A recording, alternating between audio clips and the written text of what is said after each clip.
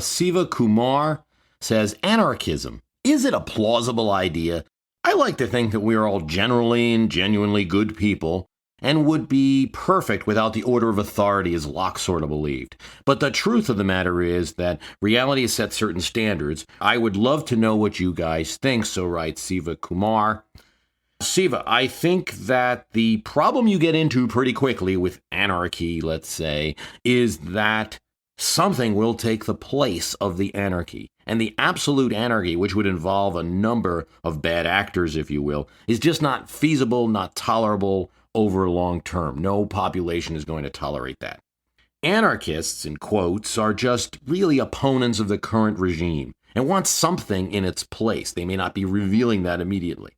Nothing close to absolute anarchy has worked. Thus, I think anarchists are just people who are tired, cranky, don't like the government, but at worst are usurpers, and at best, they're ball punters. I guess it's not nice to call anarchists names. Sorry.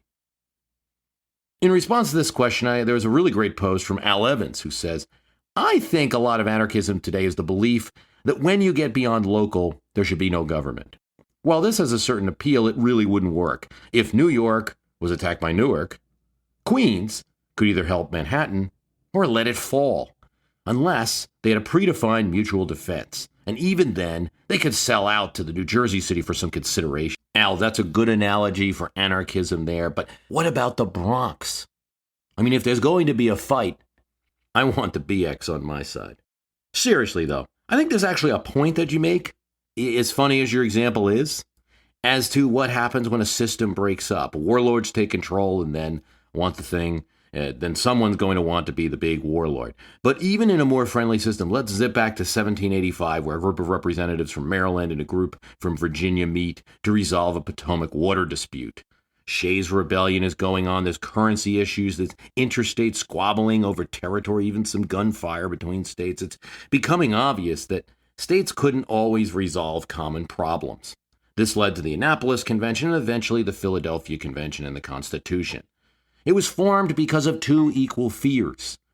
The fear of anarchy, that the rabble would take the property from the property owners.